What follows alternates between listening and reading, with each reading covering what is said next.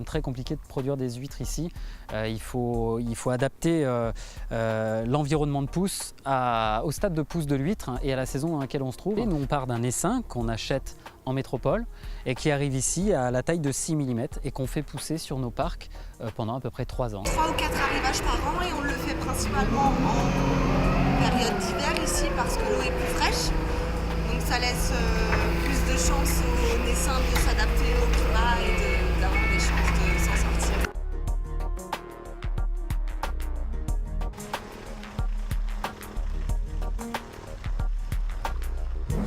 Bonjour à tous, aujourd'hui nous allons vous parler d'un métier rare sur le Caillou, le métier d'ostréiculteur. Son travail, faire grossir un mollusque de la famille des Ostreidae, autrement dit l'huître. C'est pour cela que nous sommes à l'huîtrière de Dimbéa. Pour passer des naissins de 6 mm jusqu'à l'huître que l'on trouve dans notre assiette, l'ostréiculteur doit maîtriser des techniques parfois complexes et faire face à une nature souvent changeante. Bref, un vrai savoir-faire. Et on découvre tout cela tout de suite.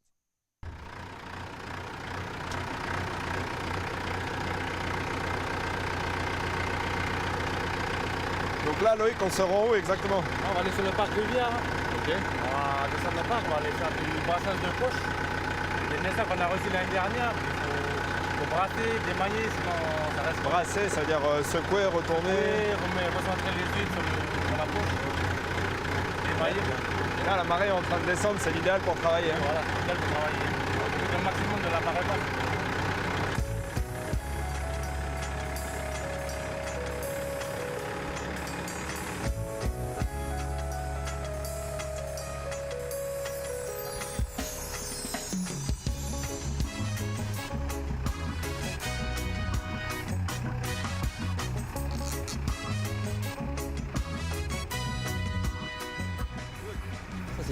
C'est des mailles de neuf. Hein. Neuf. Mais voilà, ça a déjà été. Neuf, ça veut dire que c'est des huîtres qui ont quel âge à peu près là? Ils ont à peu près un an et demi. Un an et demi déjà. Ça a déjà été brassé et tout, mais voilà, il faut toujours faire ça. Et tu vois, tu as des huîtres qui sont collées, comme celle-là, là, tu vois. Ouais. Ça, c'est pas bon, faut toujours qu'elles soient. Il faut qu'ils tapent à peine, puis ils tombent. Hein. Ok. Voilà, ça comme ça. Des fois, c'est dur, mais faut pas le choix. Hein. Des fois, il faut les recentrer, quoi. Brassage, c'est. Parce que les huîtres, justement, faut surtout pas qu'elles soient accrochées. Oui, voilà, faut pas qu'elles soient accrochées, parce que après, quand tu vas les récupérer pour les trier, pour les calibrer, tu vois, si tu es obligé de taper dessus, des fois ça casse. Puis c'est foutu quoi, ouais. D'accord. Faut faire ça voilà, faut tout le temps suivre, parce que sinon après c'est. Voilà, c'est chiant un peu pour le boulot là-haut. Ouais. Voilà, il faut les recentrer. Ah, c'est facile là, c'est. Là, elles ont l'air assez. Elles ont l'air propres quoi. Elles ont bien grandi, toi, quand tu entends les crépitements là. Ouais. Tu vois les. Attends, je vais te montrer. Ce bruit-là, c'est bon signe. Oui, c'est. Elle pousse quoi. Ouais. Voilà, tu regardes. Là, c'est coupant comme des rasoirs, tu vois. Ça, c'est la. Ah ouais. Ça pousse, tu vois. Là, quand c'est blanc, là, ça évolue. C'est quoi? Vous savez à peu près, ça prend 1 cm par mois. C'est quoi? Tu vois, Ça joue avec la lune, avec tous les éléments. Les meilleures conditions, c'est quand il fait froid. Hein. Le froid, oui, ça voilà. les booste. Oui, ouais. ça grandit bien, parce qu'en été, là, tu vois, avec la chaleur, puis. Pour ici, là, c'est dur. C'est pas bon, là, quand c'est trop chaud, quoi. Hein. Là, c'est les meilleures conditions, là, c'est quand on est en hiver. Hein. Ouais. C'est là qu'elle pousse au mieux, quoi. Oui, voilà, elle pousse au mieux, quoi.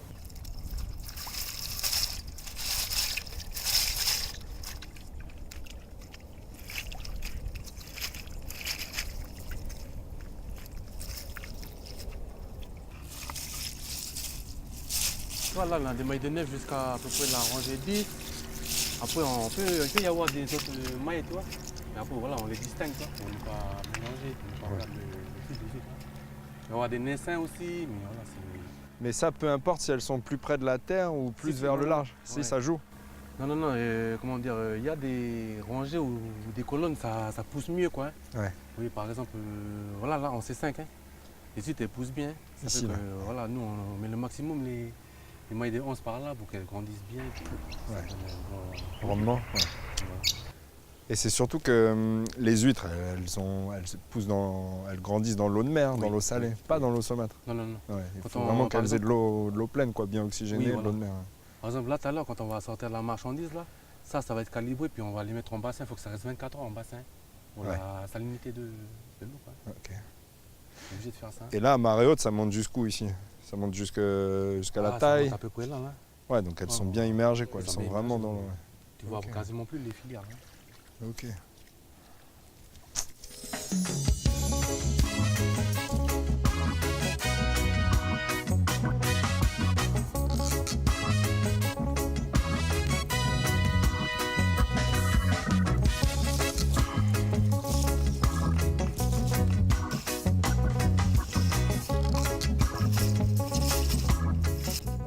Du coup, là, vous venez de finir une rangée, Oui. Loïc. Mais vous allez travailler jusqu'où? Vous devez aller jusqu'en bas, là? Tous les jours, c'est comme ça? Oui, tous les jours, c'est comme ça. Puis on profite au maximum de la marée basse, tu vois. Ouais. On travaille, on fait tant qu'on peut, quoi. Ouais, plus elle Au est basse, maximum, c'est optimal pour travailler, quoi. Dès que la marée monte, ça y est, on sort soit on sort de la marchandise, soit on monte au dock, puis on fait notre activité, tu vois. Et là, les huîtres, elles ont des prédateurs, à part l'homme. Oui, on appelle ça le perceur. Hein. Voilà, là, il Hein est là. Ça, cette bestiole. un coquillage? Oui, c'est un Ah coquillage. ouais. Hein, mais cette bestiole-là, Perceur. elle fait des trous dans la coquille, puis elle tue la bête. Hein. Ah ouais. Elle mange la bête, elle se nourrit de la bête. Elle mange, elle se nourrit de la bête. Hein. Et ça, c'est un coquillage, il a toujours été là, lui. Oui, il a toujours été là. Là, tu as besoin de cette colonne, là, toi, tu n'en trouves pas beaucoup. Par exemple, Ouais. tu vas aller là-bas en colonne 2 ou colonne 3. Là, il y a C'est la damé. dose. Hein. Ouais. Des fois, ça fait un massacre. Hein. En fait, tu as une mentalité pas possible. Sachant qu'en plus, déjà, ouais, c'est hyper fragile comme Ouais. animal, quoi. Il faut savoir que quand on fait venir les naissins, à peu près, je vais dire ça, tu as à peu près 50% de perte déjà. Tu n'as même pas travaillé encore. 50% de perte déjà sur les bébés. Ah non, c'est... C'est énorme. Un jour, on va attaquer 12 pouces là. Ouais, nouvelle rangée. Voilà.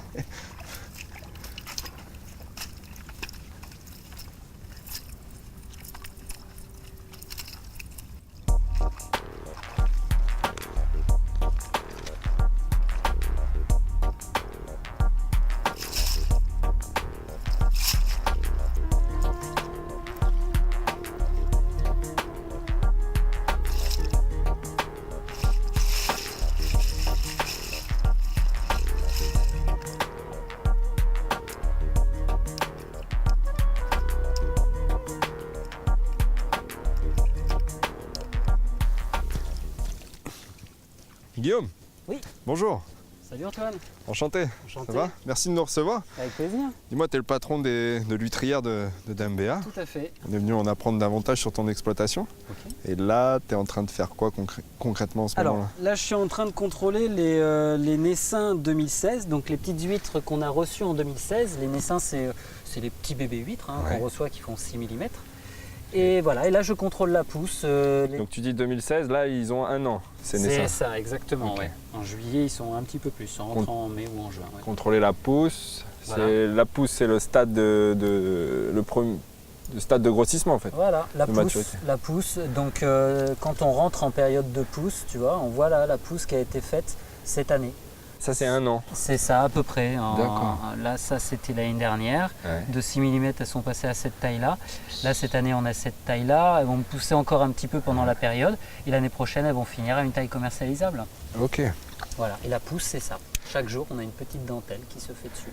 Tu peux nous expliquer en gros ce que c'est que le métier d'ostréiculteur? Alors, le métier de l'ostréiculture, c'est partir d'un essaim. Nous, on part d'un essaim. Il y en a qui partent de larve qui Ouais. est fixée. Nous, on part d'un essaim En qu'on production. achète en métropole et qui arrive ici à la taille de 6 mm et qu'on fait pousser sur nos parcs pendant à peu près 3 ans. Et on les travaille pendant 3 ans. On les change de poche, on les change de site aussi en fonction de la saison. Ici, on a des températures et un environnement également qui est vraiment différent de la métropole et de l'Australie et de la Nouvelle-Zélande. Donc on réapprend, surtout on apprend à connaître l'environnement et la réaction des huîtres dans l'environnement pour adapter au mieux le process de production pour arriver à une huître de qualité suffisante, enfin de bonne qualité pour la commercialisation. Et parce que c'est un animal hyper fragile qui Ouais. dépend énormément de Voilà, facteurs. Exactement. C'est vrai que c'est assez compliqué de produire, c'est même très compliqué de produire des huîtres ici. Il faut adapter l'environnement de pousse au stade de pousse de l'huître et à la saison dans laquelle on se trouve. Et c'est vrai que c'est un caillou, mais hyper stressé. Donc le moindre stress environnemental ou météo va avoir une répercussion sur la pousse des huîtres. C'est un produit noble. On n'a pas besoin de le nourrir, il se nourrit tout seul. Enfin, tout à fait. Qu'est-ce que ça mange d'ailleurs? Ça mange du phytoplancton. Ouais. Ça mange les nutriments, les microalgues ouais. voilà, en suspension. Et des sels minéraux se nourrissent, les phytoplanctons se nourrissent de sels minéraux et les huîtres vont manger ces petits phytoplanctons-là. Ouais. Voilà. D'où une nécessité d'avoir un bon équilibre dans l'eau, très peu de sel. Exactement, voilà. Et ça, c'est un perpétuel combat, si je puis dire. Il faut en permanence contrôler et surveiller l'environnement, c'est le plus important pour nos huîtres. La plus grosse déprédation, je dirais, pour les huîtres, ça va être la main de l'homme. C'est-à-dire que la modification de l'environnement, la modification même d'un bassin versant, va avoir des répercussions automatiquement sur la qualité du littoral, des rivières et des embouchures automatiquement. Donc nous, on est directement dedans, on le voit, ça on le voit bien. Donc ça, c'est la plus grosse déprédation, on va dire. Mais après, c'est vrai qu'on a les températures élevées. On a aussi le petit murex, ce petit bigorneau-perceur. Un de ses prédateurs aussi. Voilà, c'est un petit gastéropode, un petit escargot. Ce qu'on a vu avec Loïc, il nous a expliqué. Qui peut occasionner beaucoup de mortalité aussi. Tu disais que ces naissins arrivent de France. De quelle région exactement et comment est-ce qu'ils arrivent ici? Comment ça se passe tout ce périple-là? Alors, on a différentes régions, on s'approvisionne sur différentes régions, principalement sur la Vendée, près de l'île de Noirmoutier. Et ces naissins, elles arrivent donc à 6 mm et elles arrivent par avion. Par avion. Donc on les commande, en général ça fait plusieurs centaines de kilos. Là on va en recevoir bientôt 1300 kilos et elles arrivent par avion. Et on s'est rendu sur place, on a suivi tout ça. Donc je vous propose de découvrir tout ça en images et nous on se retrouve après.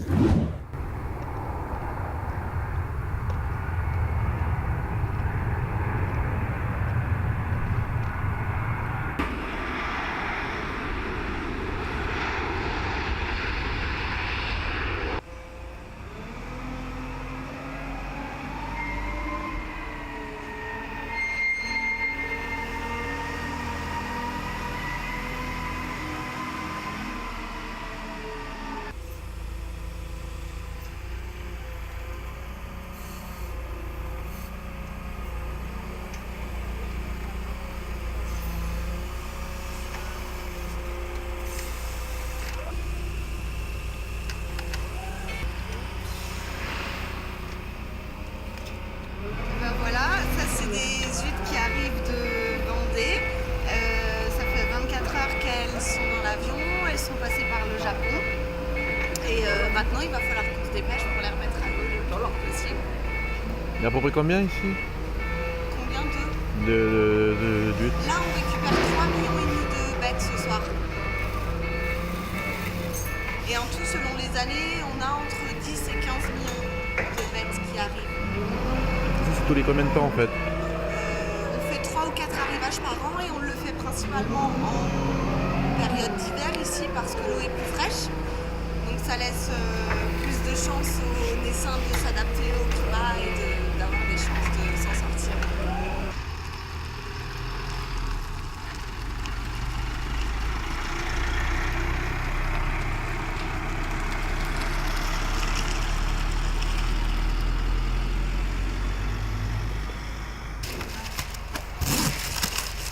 L'eau 4, il faut qu'on fasse l'eau 3 et l'eau 4 en premier. Ça c'est l'eau 4.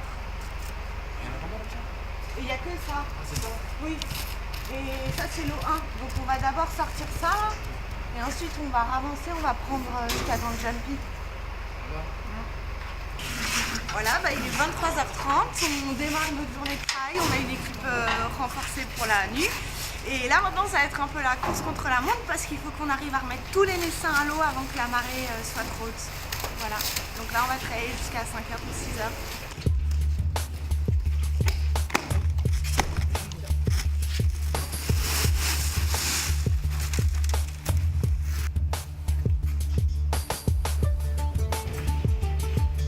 Donc là ça y est, on a déterminé avec le calcul quelle était la dose qu'il fallait mettre dans chaque poche. Donc on sait qu'il faut mettre une dose et demie. Donc à partir de maintenant, on va commencer à les mettre en poche. Donc il y en a un qui met, un qui tient la poche et les autres qui ferment comme ça. Ça permet d'avoir une continuité. dans l'activité, on ne perd pas de temps. Et une fois que le tracteur sera chargé, on partira pour un premier voyage sur le parc pour essayer d'aller le plus vite possible. Alors après, on utilise ces poches-là qui ont été préparées en amont, donc on sait qu'elles sont toutes propres et sans trous. Voilà, donc on a passé des jours à les préparer, à s'assurer qu'elles étaient bonnes. Là, on utilise une maille de 4, c'est une des plus petites mailles qui existent. Et c'est ce qui va, voilà, comme c'est des petites huîtres, ça va éviter que les huîtres ne s'échappent.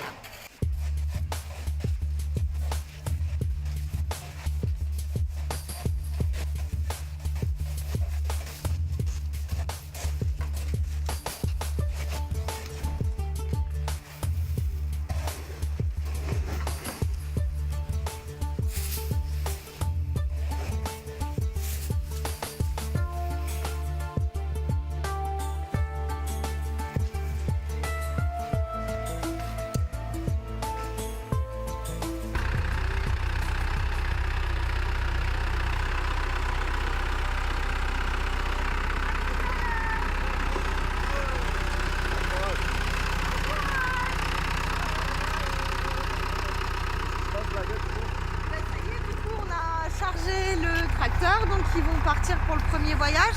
On va les déposer là-bas sur le parc Lagon. Les naissins. Les naissins, voilà. Et donc là, on pourra les déguster, les découvrir à maturité dans combien de temps à peu près? Les premiers avec un peu de chance à Noël prochain. Okay. Voilà, donc on croise les doigts.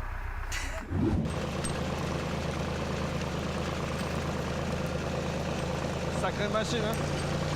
Machine de guerre. Tracteur de vigneron. Ouais. T'accrocher? Hein? T'accroches? Ouais.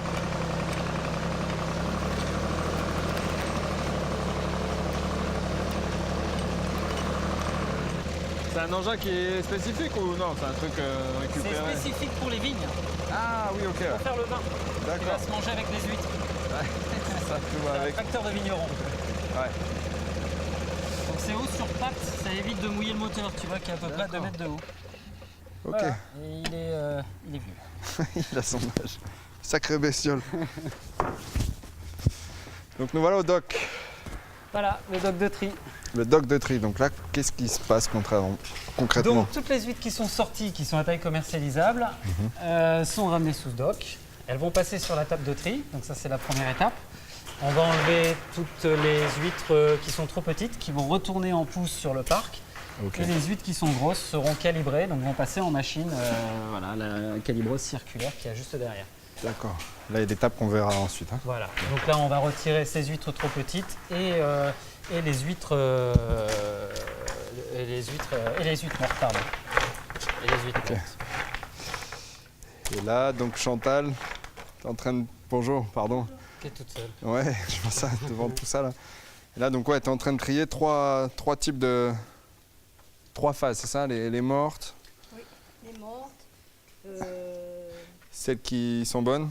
Non, les bonnes ils sont là. D'accord. Les vendables et ça c'est pour... Celles qui vont retourner pour grossir encore. Ok. Et on parle de mortes, mais Guillaume, il y a énormément de mortalité à chaque fois? Oui, on est sur des taux de mortalité assez élevés, normalement. Donc on est sur des taux de 75 à 85% de mortalité, de l'arrivée du naissin jusqu'à la Et commercialisation. tu dis normalement, donc C'est ça, normalement. Quand j'entends ça, moi, ça semble énorme. Oui, c'est important. C'est important. Dans la profession, un peu sous toutes les latitudes, Ouais. on a des taux de perte qui sont importants. Ouais. Nous, je pense qu'on est au plus haut. On est au plus haut. C'est le plus compliqué, c'est vraiment ces latitudes-là. Ouais. Donc oui, on a des taux. Normalement, si on est sur 75, 80%, on est très bon. 85, 90%, on commence à être moins bon. Et puis après, c'est pas bon du tout.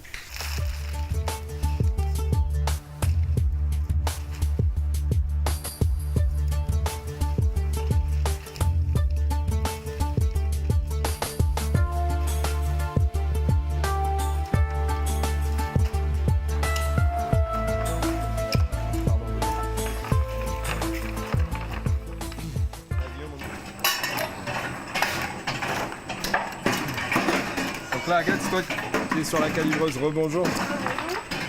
du coup, comment ça se passe? C'est une étrange machine, ça sert à quoi? Comme ça sera calibré. Ouais. Donc ça va nous permettre de définir les différentes tailles. D'accord. d'huîtres.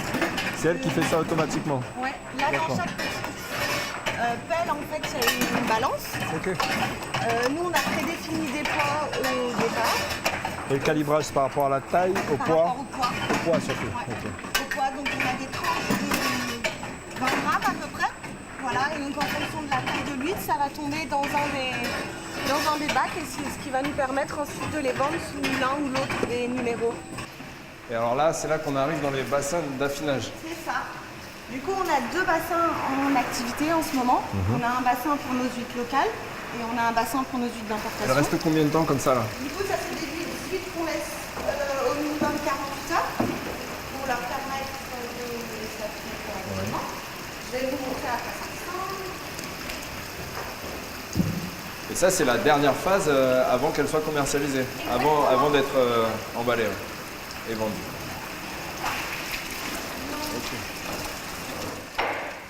Là, on se retrouve avec des huîtres qui sont toutes propres. Ah ouais. Avant de les emballer, on les relave un petit coup pour s'assurer qu'elles soient parfaites. Et voilà. C'est clair. Et ça, c'est l'étape qu'on va retrouver demain. Demain, ouais. Ok. Et demain, grosse journée. Ouais. Emballage. Ouais. Et ça part chez les clients. On emballe le jeudi après-midi, on livre le vendredi matin. Bon, Antoine, je te présente Tony. Enchanté, Tony, un Tony. restaurateur de la place. Enchanté Fidèle Antoine. client. Tout à fait, oui. Antoine. Depuis plus de 9 ans. Ok. Et du coup, vous proposez dans votre restaurant, vous proposez principalement des produits de la mer? Voilà, des produits de la mer et de la terre.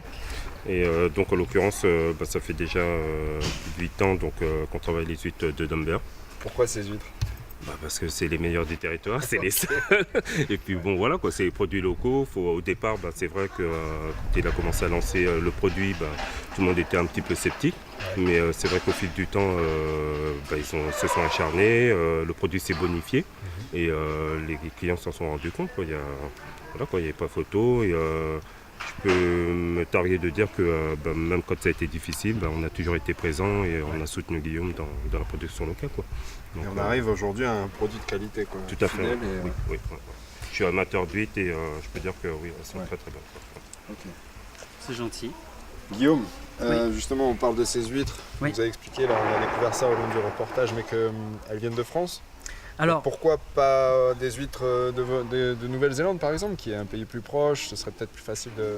alors, nous, on fait de la production d'huîtres, donc on achète le naissin, comme on l'a vu ensemble. On fait ce naissin-là, voilà, on ne peut pas l'acheter en Nouvelle-Zélande ou en Australie, c'est plus compliqué. C'est pas les mêmes normes sanitaires non plus.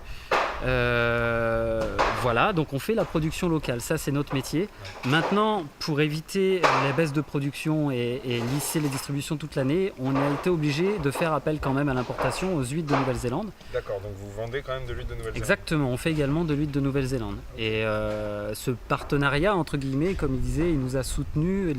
On a des clients qui nous soutiennent. Et ben nous aussi, on fait un peu de l'import de Nouvelle-Zélande pour soutenir aussi la clientèle, pour avoir un approvisionnement sur toute l'année. Voilà. Et voilà, on a trouvé un producteur qui nous fait une huître qui est différente de notre production locale. Donc du coup, on a 2 huîtres de qualité différentes. Les huîtres d'importation, elles ont la même forme, donc elles sont produites de la même manière. Ce sont des huîtres une à une qui sont produites en poche. Ces huîtres-là, on a l'exclusivité dessus, c'est une huître vraiment de qualité. On va avoir une huître spéciale plutôt charnue et nos huîtres à nous, ça va être des huîtres plutôt fines avec une quantité de chair moins importante. Ok.